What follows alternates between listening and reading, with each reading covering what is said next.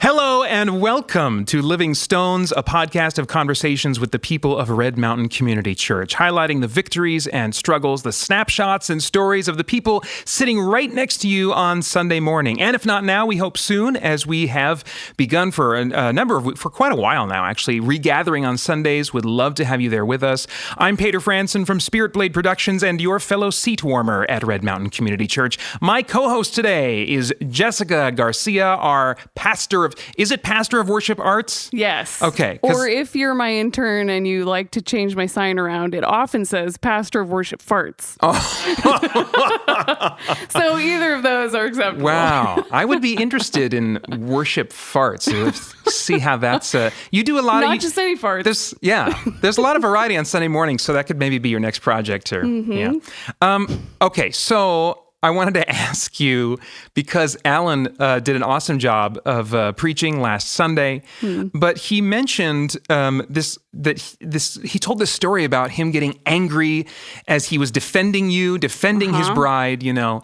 Yes. And I was really having trouble picturing that. I mean, could you supply us with a photo of angry Alan sometime? The next time you guys are kind of like in the middle of something, you just pull out that iPhone and just take a quick shot. It doesn't happen often. Yeah. You'll be waiting a while for that. Or like a photo of angry Jessica, for that matter. I think I was telling one of my boys once when you came up that I was like, yeah, she's one of those people that's like always smiling or looks like she's about to smile. I don't think I've ever seen her be like, I don't even know if I've ever seen a neutral expression on your face. It was like, I should work on that. No, you're good. This is, we just had a great conversation. It got me thinking about just like the history of Red Mountain, the past of, and particularly some of the early days. Mm-hmm. And as I was thinking about this episode, getting ready to record, well, first off, Holly had just a very minor fender bender this week, and everything's fine. She's fine, and but I, in conjunction with getting ready for this conversation that we have on the show today, I remembered this time back in the Anzio Landing days when we were meeting at the restaurant. And I was just like, Peter, you do this monthly podcast of the church. You kind of always wanted to solve this mystery. You can use this selfishly as your platform to see if you can solve this mystery once and for all. So I just want to put this story out there, okay? When I was in high school, I was a very young driver. This was back in the Anzio Landing days. And my parents were not in the car with me, but I was pulling into or out of a parking space at the church. And I bumped into another car, a parked car, and no one was in it. But I'll always remember someone was walking into the church. I think I was arriving late, and so one other person was walking out of the parking lot, heading to the restaurant to go to the church service. And they saw what happened, and they stopped, and they looked, and they were just staring at me and at what happened. And I think they were waiting to see what I was going to do. And I got out, and I inspected the vehicle to see if there was any damage to it. I couldn't find any damage at all, but maybe I wasn't looking close enough. And the person that saw me and was giving me the eye, they disappeared, they vanished. And so I've always wondered, because my memory is terrible, if that person still goes to our church, if they saw me and if they know what I did. And if that's, and so I just want to put the invitation out there that if you are that person and you remember that happening, and in particular, if you did find damage on that vehicle, please let me know. I will be absolutely sure that my parents' insurance takes care of that, gets that repaired. So, what's our email thing? Just stop me on Sunday morning. I'll get you in touch with my parents. I'll get you their phone number, and they'll take care of that for you. Okay, so poll segment. I forgot to do some kind of silly intro thing into it, but rmcchurch.org/podcast. That was sloppy. Let me do that again. rmcchurch.org/podcast is where you can go to be a part of our poll segment. The question this time around is, what is your favorite fall drink? Pumpkin spice latte or apple cider? 47% said pumpkin spice latte, and 53% said apple cider. Janice, is it Steinlein? I don't know. I just take swings at it, people. Janice Steinlein is what I'm going to say. Said a chai latte. Is that how you pronounce that word, chai? Chai latte? Okay. So that's what Janice likes. Andrew Reinhold said a cake shake. What do you think, Jessica? I was trying to think if I've ever really had apple cider before. I don't know that I have. It sounds good. I like sparkling apple cider. I know that's really good. But yeah, fall wise, I don't know. I'm not a big like coffee person, but I definitely like pumpkin spice latte things, I think. Those are pretty good. I like all the holiday kind of drinks. Typically, they are a nice way to kind of mark the season, kind of get you in. Especially, Christmas stuff more for me than fall stuff. As far as fall drinks go, I'm really curious about this cake shake. Have you heard of a cake shake? I have not. It doesn't sound particularly fall, but who knows? I don't know. I'm open, but as everyone should know, the correct answer is Pepsi. Pepsi. Pepsi, no. Pepsi, Vader. come on. No, that's right. Are you one of these Coke people? Yes, because remember, good grief. We were so excited when Panda recently switched from Pepsi to Coke, and you were like lamenting that. I was. I remember now. You're a Pepsi person. I remember when Harkins switched from Pepsi to Coke. It's like this disease that's spreading. No, but then Barrows just went the other way. We were very sad. Oh, that was cool. That was very... All right. Well, we had a fun conversation just a little while ago, me and Jessica. We spent some time talking with Rex and Mary Ellen Griswold about their many years serving and leading at Red Mountain Community Church and what that has meant to them. Great conversation. Here it is now.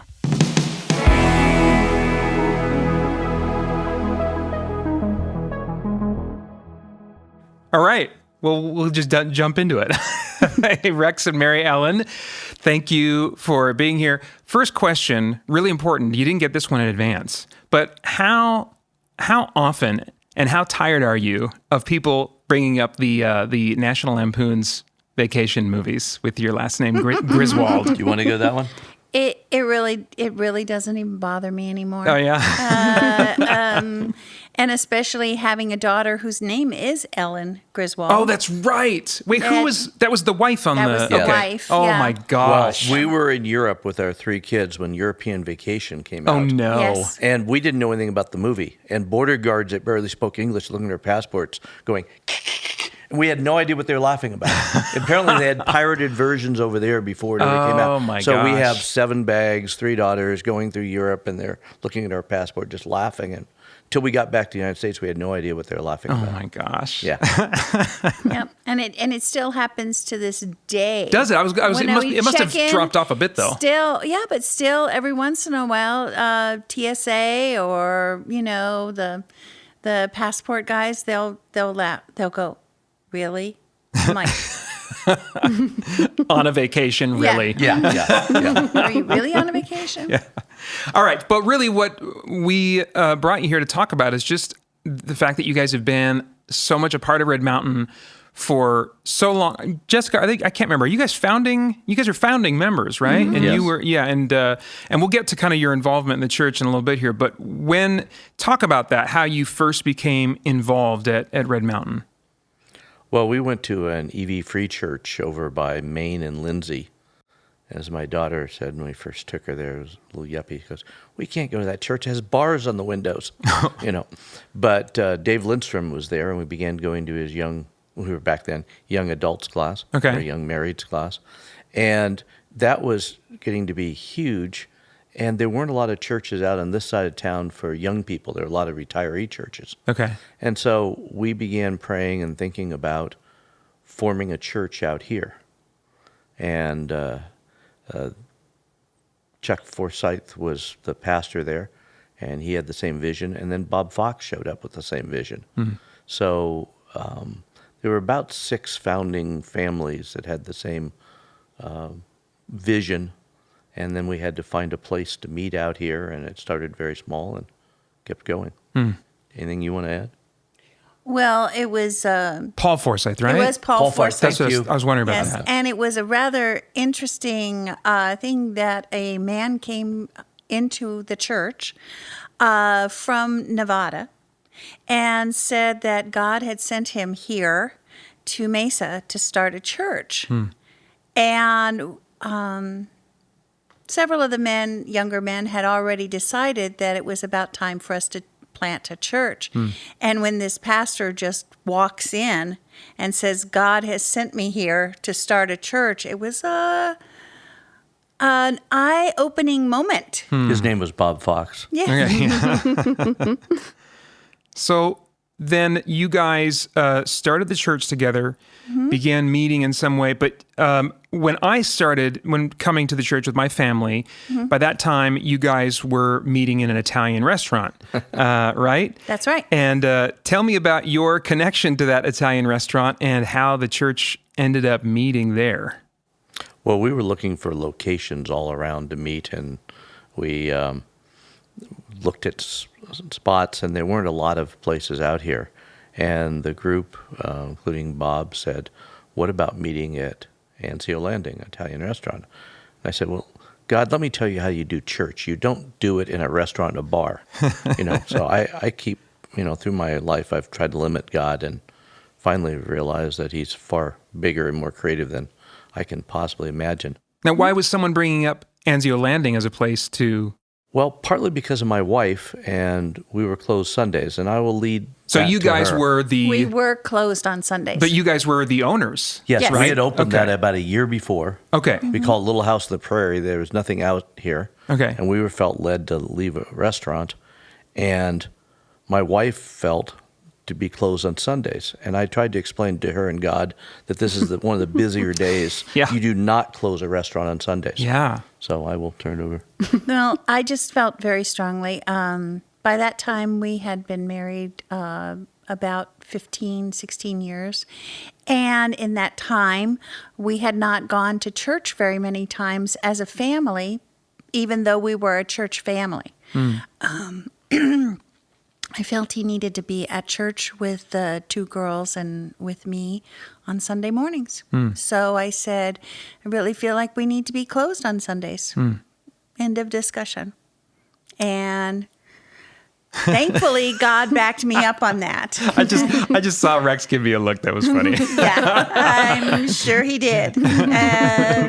Well, we prayed about it together, and, God won out and saying, I can do what I want to do. And I said, I've given you the restaurant. I can give you every day of it, and I've given you my life. I can give you every day of it, and trust you, and that we'll still make it on one of the busiest days not being open. And it absolutely worked. It was great for our family life. It was, people understood. It was interesting, though, when we first started having church services there, that, we had the door unlocked and people would walk in and want breadsticks in the middle of the service and, didn't understand why we were having church in a restaurant on Sundays. Yeah. Yeah. Huh.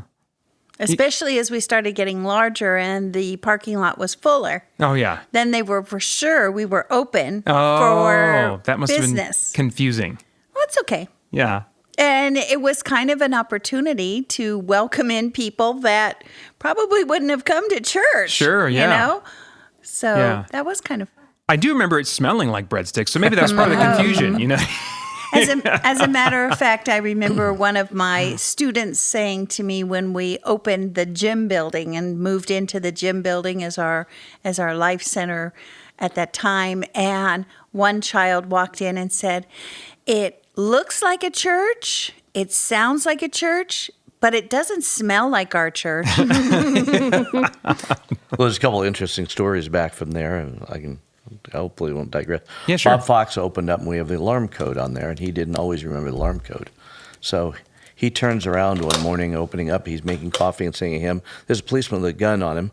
He set off the alarms, and the policeman puts his gun away and says, "I figure if you're singing hymns and making coffee, you're probably not breaking into the restaurant." So. That's awesome. So let's see. How long was Red Mountain meeting at Anzio Landing? Through 2006?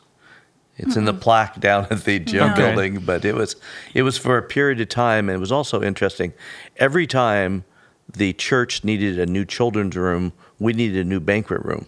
So the God paid for, by every wow. time we needed. In 93, we added the lower about 3,000 square feet because we had kids wow. in RVs. They were out in helicopters, practically, which they like meeting. Whatever we could do to do kids' church, and then that opened up that whole section. Oh, wow. At the same time, the restaurant needed the waiting area, so Wow. it sort of had grow. Both of them grow together. Yeah, yeah.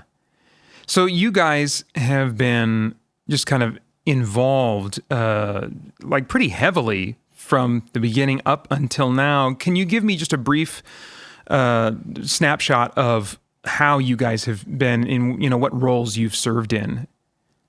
Why are you smiling and stifling a laugh, Marianne? Well, there is only one role that I have had at Red Mountain since we opened, and that was I'm part of the children's department. And I haven't left the children's department. There was a brief period when I was also in the women's department, but only for approximately a couple of years, 2 years maybe. Okay. So my role hasn't changed. It has evolved, but it has not changed over the years. And what are you doing in children's ministry? What would people maybe recognize you from if they're trying to match the voice to your face right now? Well, if they have little ones and they come to women's Bible studies or small groups or anything that meets other than Sundays, they would know my voice because I am the child care coordinator for Red Mountain Community Church, which means I'm here just about every day of the week, except Saturdays. Okay. Yep, just about every day of the week, because there's always something fun and exciting going on that needs childcare. Well, thank you for doing that. Oh, Oh my gosh, that would not be my area of So strength. expertly done. it actually is. It actually is exactly where God wants me. I just know it for a fact. I miss it when I'm not here. And it has truly been a joy to see kids like yourself, Peter, Yeah. grow up and have kids Yeah. that I have also witnessed grow up. And it's an exciting thing to be able to, I try not to think really about how some of my students now speak in a bass voice Yeah. and have facial hair. I just really don't want to think about that, but it happens. Yeah, and the boys change even more, don't they? Yeah. Yes. Peter. Jessica, speak into this right now. Okay, but before we come back to Rex, tell me a little bit about like how that started, you being involved in that kind of ministry at the church. Was that just kind of like you saw the need and it seemed to be the fit for you? Or like, how did you fall into that? Well, I've actually been teaching children since I was a teenager. Okay. And so it just seemed the natural fit.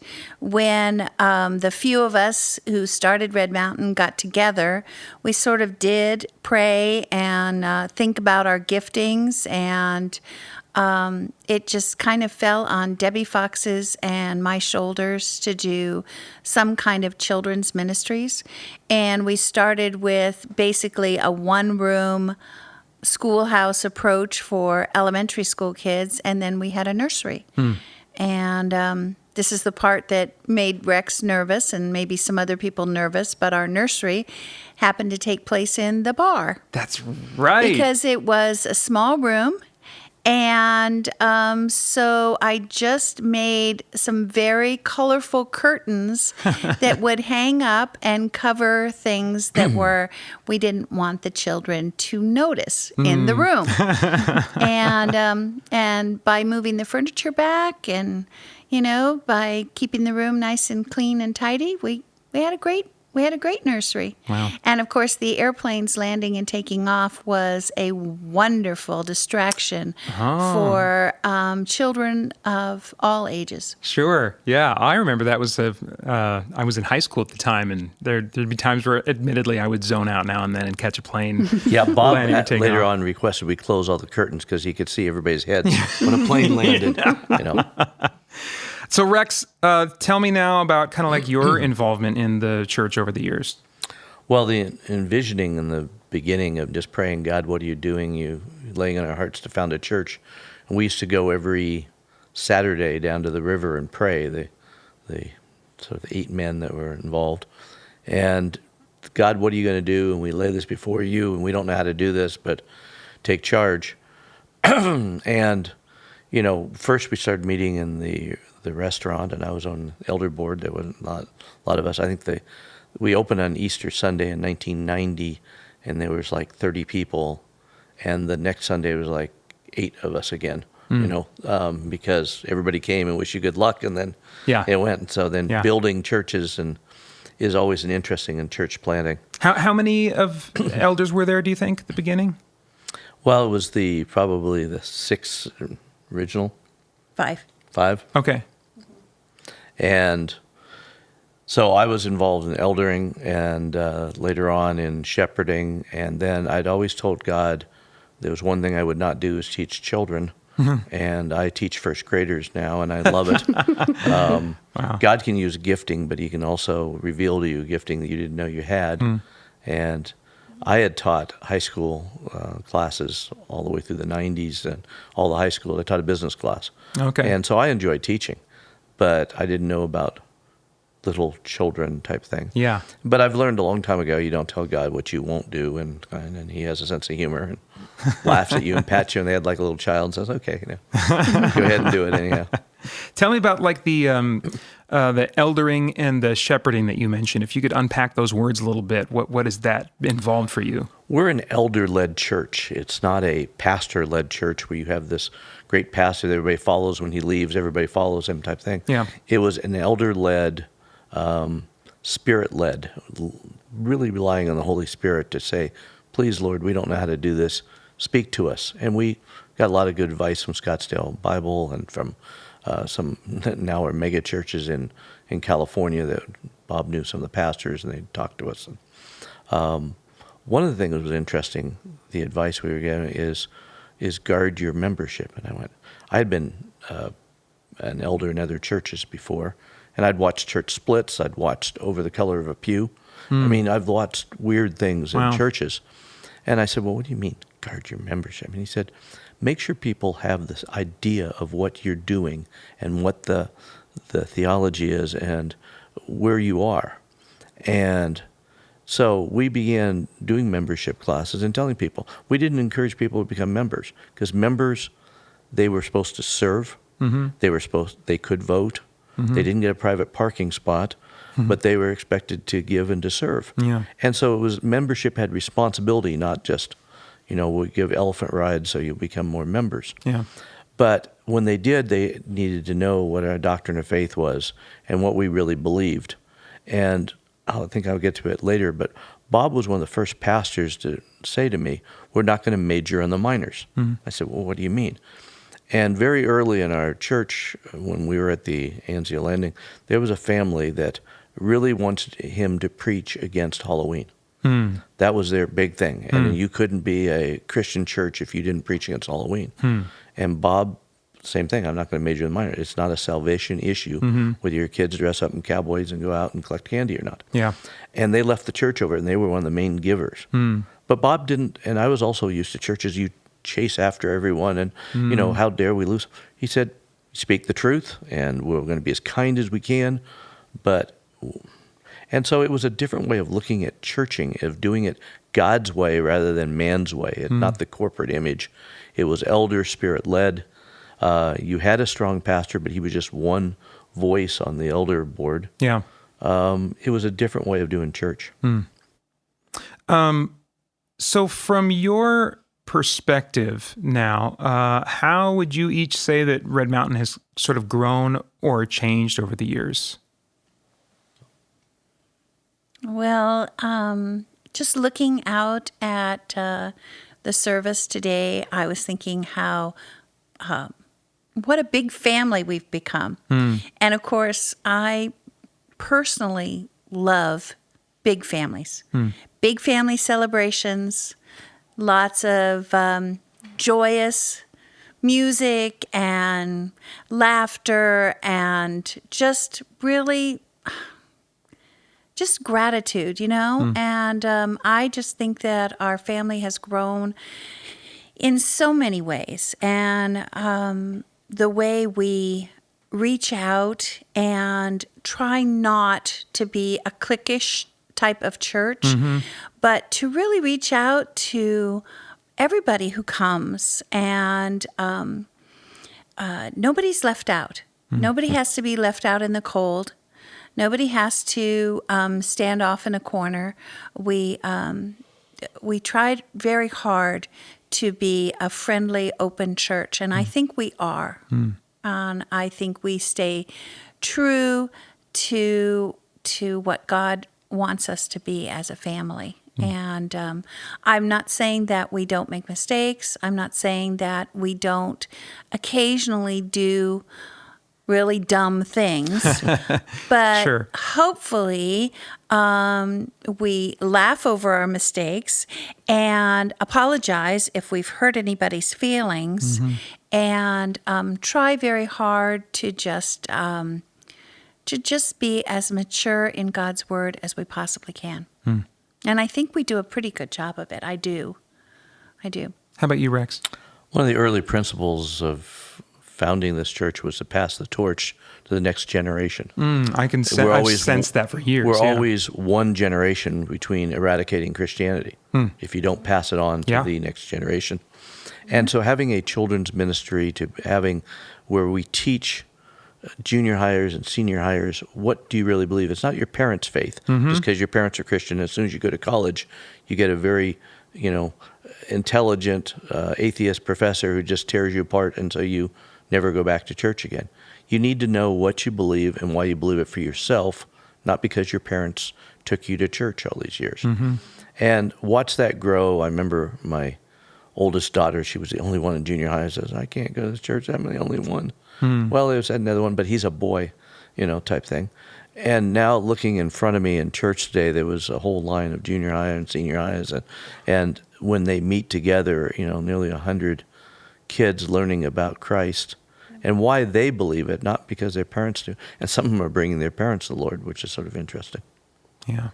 Well, I should just say how grateful I am that you and the elders had that priority and that focus. My parents brought us specifically after when we started looking for a new church. They landed us at Red Mountain in large part because of that focus. They realized that where we were at before was not going to be really giving us the foundation that we needed for our faith to be our own, and they just really saw that kind of thing being prioritized at Red Mountain. And I remember, even though it was early days with the meeting at the restaurant and having just a few kids getting together, for youth group, that was still hugely equipping and just a major foundation for me that I still am really, really grateful for. So I appreciate you guys just supporting that vision and having that vision yourselves. What would you say, and I'm asking you for one, I'm sure there are many, but what would be like one special or treasured memory that comes to mind as you think about Red Mountain and the years you've been here? Okay, it's got to be, with hands down, it's Thanksgiving dinners in the park with the whole family. Oh. With the whole church family. That must have been a while back. I don't remember that. It was while we were still at the restaurant. Okay. And originally, Jess, you must have been like 2 or 3, honestly. Okay. But she's like, I'll take your word for it. But we met at Falcon Field Park. And I think the first year we met, we might have roasted I'm pretty sure we did 2 turkeys. Okay. But we got up to like 4 turkeys before we stopped doing those dinners. But we would meet the Sunday before Thanksgiving. And so a lot of us were, a lot of the families were out of town families. Okay. And they might not see their real families for Thanksgiving. And they might have been on the smaller side, maybe only 1 child or maybe 2. But they loved and missed those big family dinners. And so we would put on a big family dinner. Oh, cool. And so we would roast a couple of turkeys, and everybody would bring sides, and there was always singing and laughing and talking and, kids running around in the park Sure. and acting crazy. And sometimes kids even got left in the park by accident by their parents who went home. Are you sure that was an accident, But we're not really? going to actually talk about that because... Yep, I got the hand. That was Rex raising his hand in For the admission. listeners. Mine would be probably finding this 11 acres we're on now. Paul Riggs called it. We were outgrowing Anzio Landing, and there were kids everywhere, and we were doing remote up on one of the banquet rooms with TV screens and all the rest. And so we were looking for a location, and we looked at a lot of different ones. And Paul Riggs called us one morning and said, Bank One and Valley Bank are merging, and they need to get rid of this 11 acres right up on Wrecker. And so we went and looked at it, and it had this huge hole where the basin is now, and a huge pile of dirt where they'd taken it out on the north corner where the cell tower is. And so people really didn't want to bid on it because it was hundreds of thousands of dollars to haul that dirt off, we were told. So we made a bid on it. I think it was $110,000 for 11 acres. And another church made a bid for half of it for like $80,000. But they wanted to get rid of the whole thing at one time, so they gave us a bid. Well, now we had a problem because we didn't have $110,000. Yeah. Evangelical Free Church would loan us part of it, but we had to come up with, I think it was $30,000, which is just huge. So we met everybody on the field here. It was just vacant land with coyotes running through it, and said, we're going to need a pledge, and we need you to show up within a couple of weeks with this money. Can you do it? And we passed it around, and we put the notes together, and we came back with $31,000. Wow. And one of the men had to drop out, so it came out exactly $30,000. Wow. So, and what happened, the other part was interesting, is Paul Riggs also said to us, who was a construction engineer, and said, I can get rid of the dirt for you. There's no clean fill dirt around here, and people will need this. I said, what do you mean? People pay for dirt? Yeah, they'll pay for dirt.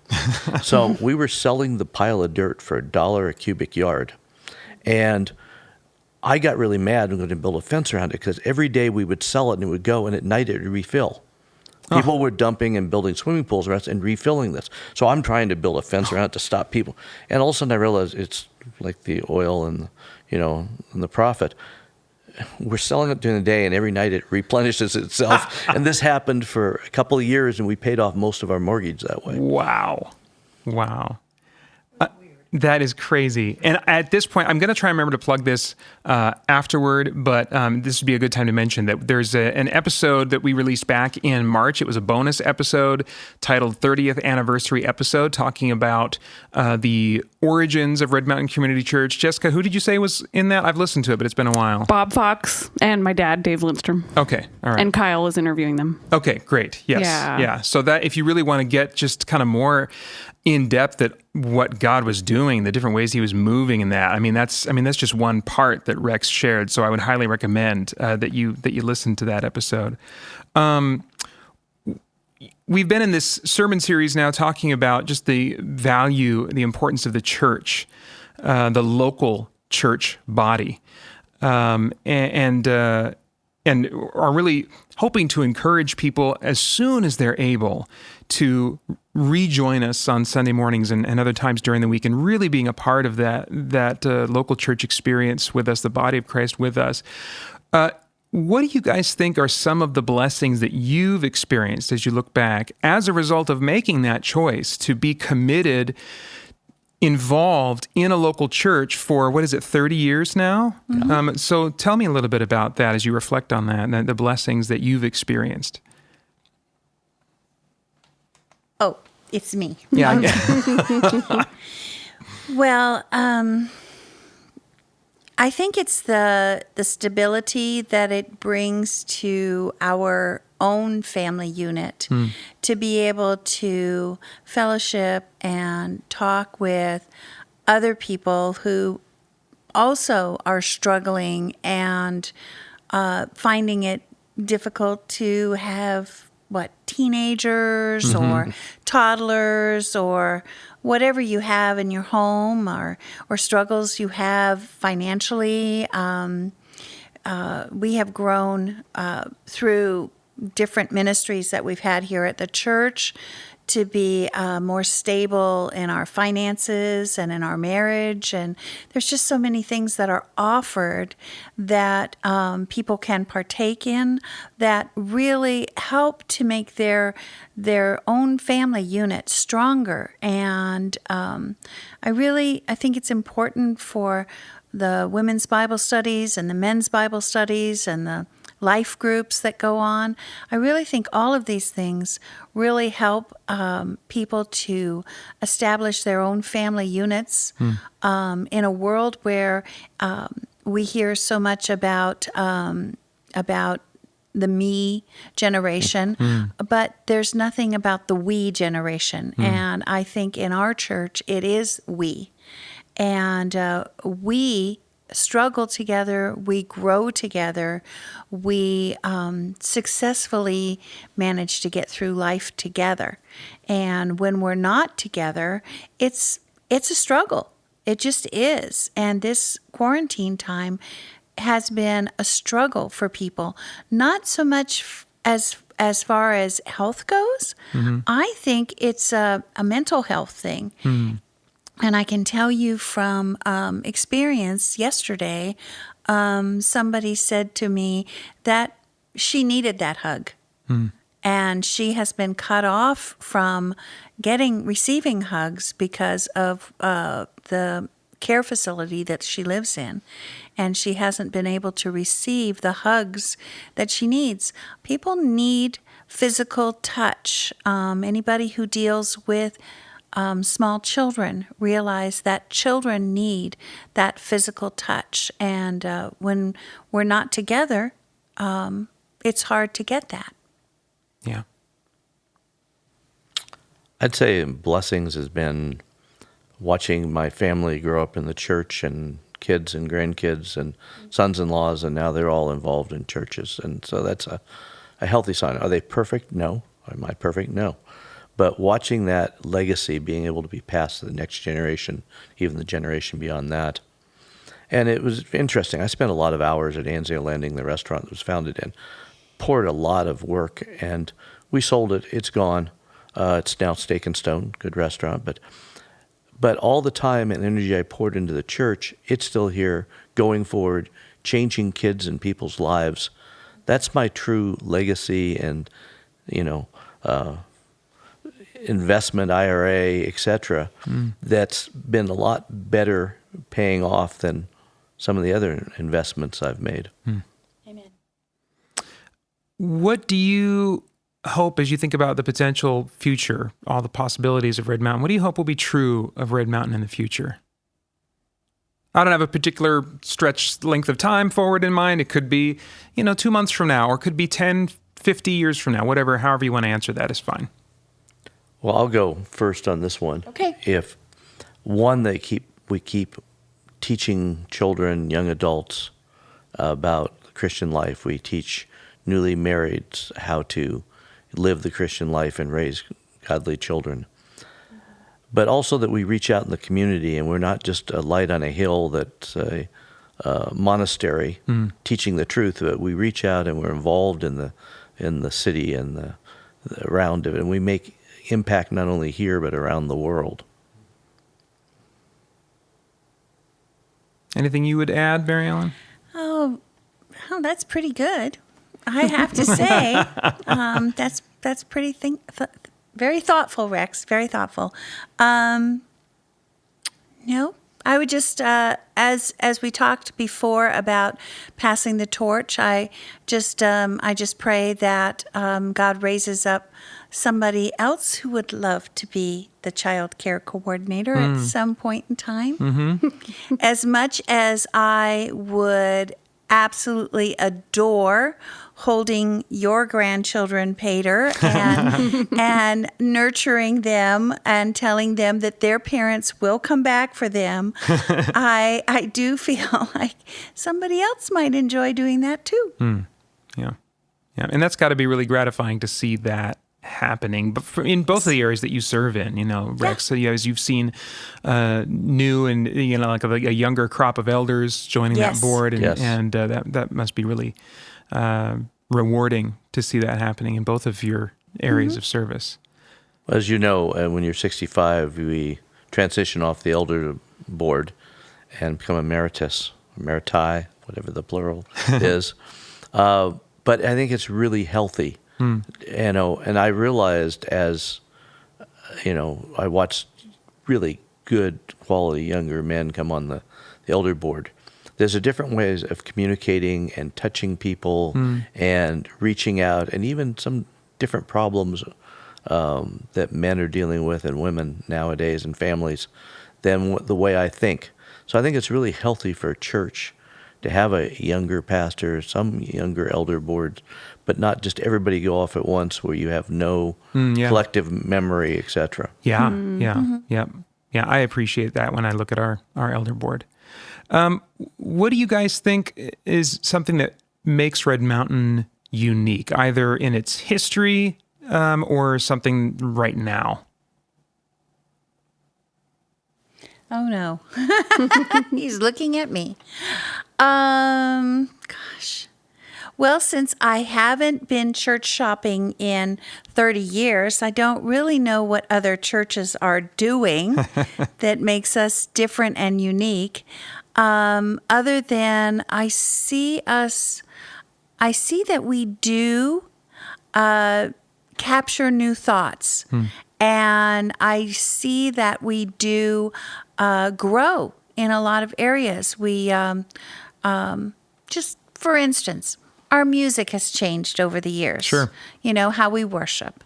Our programs have progressed, and we're not as programmed as we used to be. We are much more in touch with the needs of the community and how we can change. So I say we're unique in the way we, what's it called when you morph? When you're the one with that. Maybe you adapt or you adapt. You change. We're not going to be extinct. Yeah. Rex, do you have anything to add there? Yeah, being relevant, I think, is really needed in this time, and speaking the truth, and always the theological part, and being stronger on good teaching here has been one of the areas that we've been strong on and attracted people. Listening to Alan last week, on a hard passage that's been so misquoted on submission and husbands and wives, and remembering that it was speaking about the church, which people skipped, 2 lines before that. Yeah. And bringing that kind of teaching that brings things into basis, whether it's marriage or how to raise your kids. The Bible is the handbook for how to live a successful life. And a lot of us just ignore it, and we go on living our own lives and maybe give God an hour on a Sunday. But to really every day to read the handbook of how he wired us and to know how to raise our family and how to, better take care of our wives or husbands, I think it's something that this church teaches and not everyone follows, but at least it's there and it's being taught truthfully. Yeah, I've certainly seen that. And just piggybacking off a remark you made, Mary Ellen, Holly and I years ago did take the opportunity to church shop. When I stepped down from the position of worship pastor, we realized for the first time in I don't know how long, I was like, I don't have any ties here technically. So if we're going to look, this would be the time. And so we went off the radar here for about a month and looked at a couple other churches and a bunch of churches online and it was crystal clear when that was done. It's like, no, Red Mountain is really where we want to be. Red Mountain is where God seems to be doing something unique that we want to be a part of. And so we just once and for all planted our roots here. And cool. Glad you did. I'm glad you did. Thank you, Jesus. And you guys and your involvement and your leadership has just been key in that. And so I just want to say, in addition to saying thank you for doing this and doing this weird thing where we sit down and we talk on microphones and it's kind of awkward or whatever. In addition to that, thank you for just your investment in this church for all these years. Thank you for coming back, and Yes. thank you for this. Even though it's odd, but And we're getting a lot better electronically in being able to share the truth. I mean, whether you miss a Sunday, you can watch it live. Your kids miss it, they can watch it. Whether you're up in the mountains, you can catch it. We were just in Mexico for a week, and we could watch church service. Yeah. You know, you're not isolated. You didn't miss something. I missed the community of being with people. Yes. But at least I can still get the message if I miss it for a week. I don't become a habit. Yeah. But at least we're now providing that for people. Yeah. Yep. Well, thank you again, guys. Jessica, is there anything that you wanted to touch on or add or anything? Sure. If you don't mind, I'll ask. Do it. I mean, one thing that comes to mind that I think of as I think of amazing people like you who have invested so solidly over such a long period of time in this community. Can you think of any time? I mean, there must have been several times over the past 30 years where there have been difficult things. I mean, being on the elder board, I know there have been tough things and tough seasons. And can you give us any insight into any of those, or as far as how you chose to stick it out with Red Mountain through those, or what got you through those, or just any examples of that? I'd be fascinated. I know I think it's it's hard for people to stay in one church for that long because of all those things that come up and the hurt that you end up experiencing. Yeah. I can think of an instance, you know, I was on the elder board and I had a daughter that was in full out rebellion, and it said you shouldn't be an elder and if your children aren't all, you know. So I went to Bob and Dave Lindstrom, and that's the other thing. There's been some really good counselors, godly counselors here in this church that I've been able to talk to when I'm going through hard stuff, and whether it's business or marriage or raising kids, etc. And I said, well, maybe I should drop off the elder board and spend more time with my family. And I remember Dave looking me in the eye and said, you'll do the best for your family by serving the church than just trying to chase after, you know, spend more time playing tennis with your kids or whatever it is. And that was the wisest counsel I'd ever received. I did keep serving the church. I did work with my daughter. And God was the only one that could change what was going on. I couldn't do the 10 smart things and win her back to God. It was, God, I give her into your hands. I'm going to pray for her every day. And it was a period of time, but she came back to God and the church, etc. But it was nothing smart that I did in the 10 steps, you know, program. And of course, there's been lots of changes in the children's department. But right now, I can't think of anybody that I have ever enjoyed working with more than Becky Biebelheimer. So for all the times when we've gone through rough periods in children's ministries and had to just wallow through and make it out the other side, now I am so blessed to work with such a fantastic group of ladies that I don't even call it a job. I call it a true pleasure to come into the office, you know, Monday through Thursday and Friday, Saturday, Sunday, whatever. I just want to be with them. It's truly like being with sisters that I didn't have, you know, before. So it's fun. So it was worth it to. Oh, it's stick it definitely out? worth it. Definitely worth it. Definitely worth it. And I'm not ready to give up yet. But if somebody does step forward, I will know. You just have to wait for my daughter to get all the way through high school, and then you Phoebe. can do what you want. I have to wait till Phoebe gets all. Yeah. Oh, she's so adorable. I did get 2 boys fairly far along. Oh, Yeah, mine. yeah. Yeah, your boys are One's in fairly junior far high now, yeah. along. Yep. So it's possible, but I suppose I have to wait for Arian's kids to come along too, because she'll say something. Well, yeah. Yeah. That was a great question. You got any other hot ones like that? Man, I could ask you guys a million, but I think that's enough. For anybody who doesn't know, Jessica was very close to our family for a while. She was a roommate to our youngest. So in college. That's right. She does not need to ask any personal questions. She needs to move right along. Yes. Well, thanks for sitting in the hot seat. You guys really appreciate you sharing just kind of like what you've experienced and brought and benefited from at the church. So thank you. Thank you. Yep.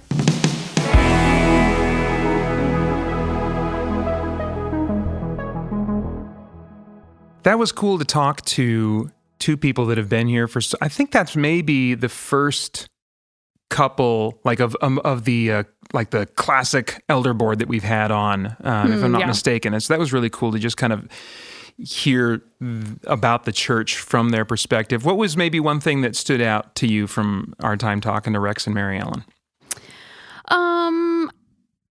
I mean, I've known them a long time, so I mean, everything they said was amazing. I think one thing that caught my attention hearing from them today was, especially Mary Ellen, just talking, like, you can tell that they really genuinely think of the church in terms of family.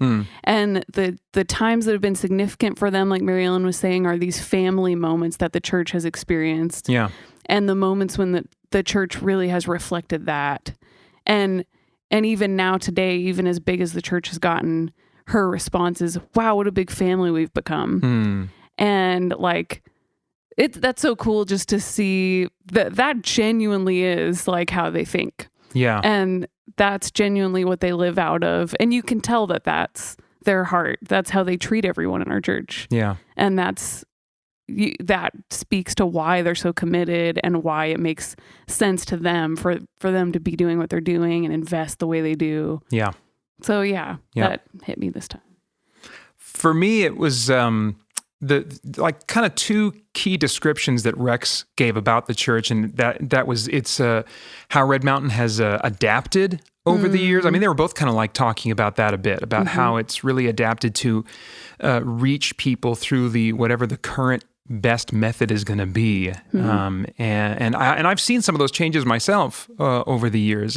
But the other thing that he mentioned that's always been a priority and really strong at Red Mountain is the teaching from the Word in the various places across campus, not just on Sunday mornings from up front, but across campus and the different ministries and activities going on. That just the focus on the Word and the teaching of the Word, despite the church adapting to do that in different ways, that core is still there, which has been just a huge reason why I've been so happy to be a part of this church, because of really both of those priorities. Yeah, that's a really good way of putting it. Yeah, there is that very foundational commitment to the Word that stays consistent, and then also being willing to adapt things that serve that purpose. Yeah.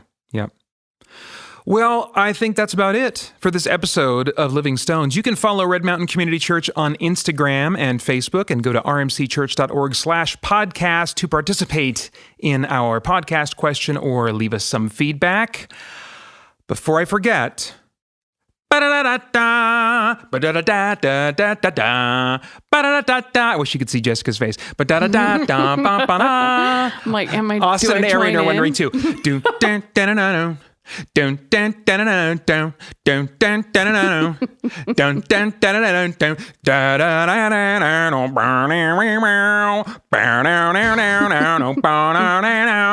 Is he making this up?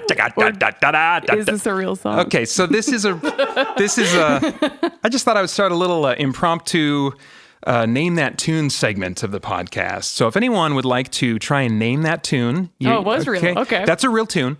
You have an advantage if you are a child of the late 80s, early 90s that liked video games. I'll even tell you on the Nintendo Entertainment System. And this is the month of October as I record this, so there's a little hint there, okay? If you imagine monsters, perhaps a whip, then you might be able to figure out what game this song Wow. comes from. Okay, and we're not going to put this on the website or anything. I didn't clear this with anybody, So you'll never know. but you are welcome to email. What is this? Do we have an email for the thing? No. You're welcome to make some comment somewhere and hope that one of us sees it, or you can stop me on a Sunday morning and tell me. About Living Stones?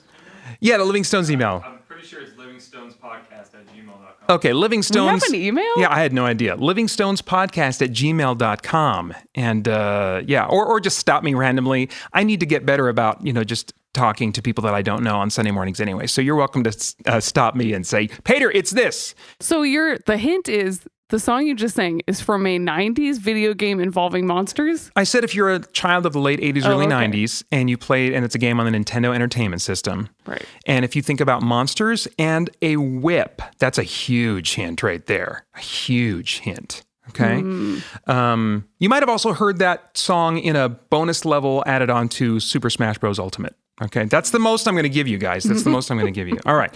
So I do want to remind you guys all, though, again, about the March bonus episode that we put up talking about the origins of Red Mountain Community Church, the 30th anniversary episode. I highly recommend checking that out, especially as we are kind of celebrating now, finally, because of the delays that we had to have, celebrating the 30th anniversary of the church. So that would be a cool way that you could kind of join us in that, in reflecting and celebrating that. In the meantime, until we convene again, I'm Peter Franson. I'm Jessica Garcia. Thanks for listening, and we'll see you on Sunday.